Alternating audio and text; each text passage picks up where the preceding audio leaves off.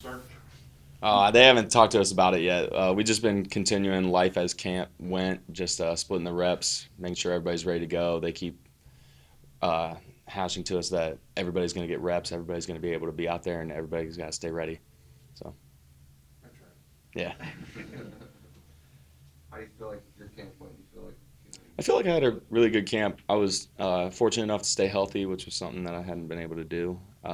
And just every day felt like our team was getting better. Everybody stayed at a pretty high level of play and energy throughout camp, so it was nice to see. Does this first game kind of set the tone for the rest of the regular season? Yeah, absolutely. The whole summer's been gearing down towards this one game. We've been counting down the number of days to this and the national championship, but this one's obviously the first one that starts a long road for us and possibly one of the longest seasons in college football.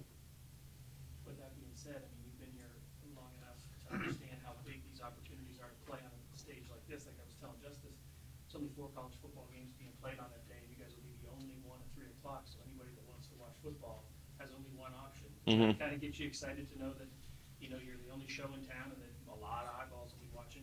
Yeah, I mean, you try not to think about that just because it's going to make you a little nervous if you think about the gravity of the situation, how many people are going to be watching you. But I've had a lot of friends texting me saying they're having parties and everybody's showing up just to watch ESPN at 3 o'clock. So, in the back of my mind, knowing that a lot of eyes are going to be on us that aren't necessarily there, it's going to be pretty wild. Looking forward to it.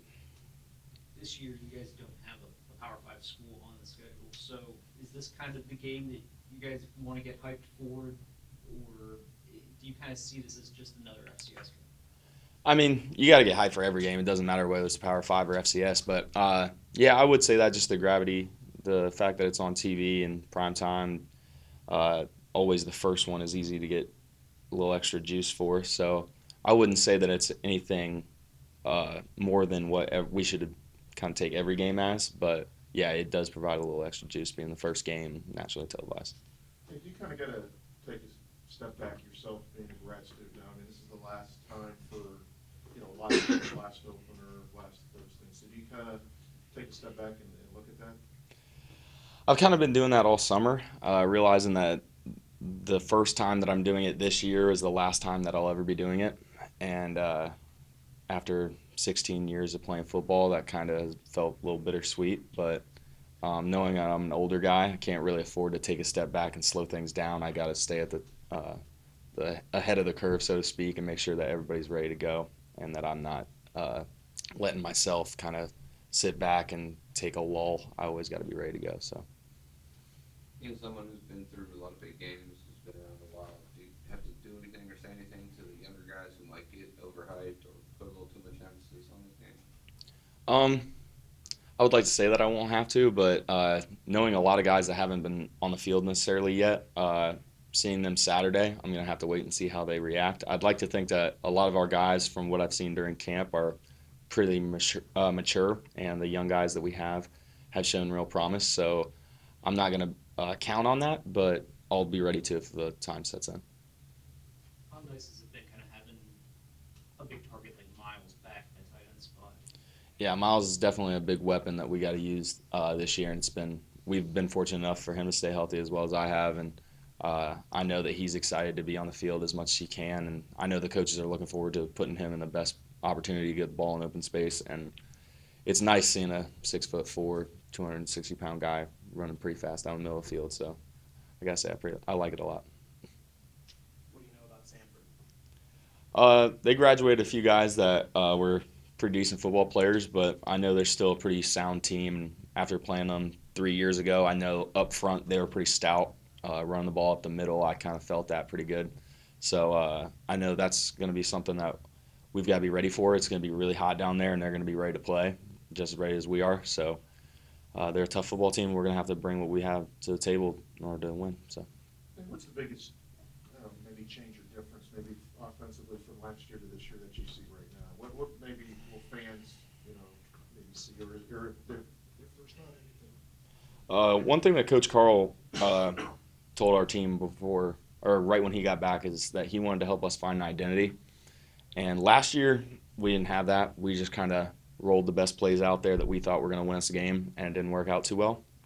This year, I think everybody feels really comfortable with everything that we're doing right now.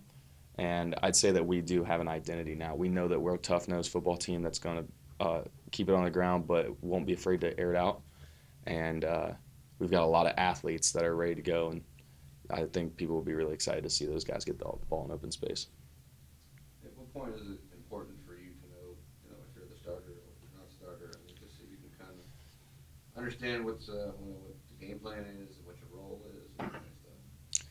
Uh, I'm not gonna lie, I'd probably take a little bit of the nerves off so I could sit back and focus on exactly what I gotta do. But being in my 5th year and going through this time and time again, those nerves haven't really set in yet.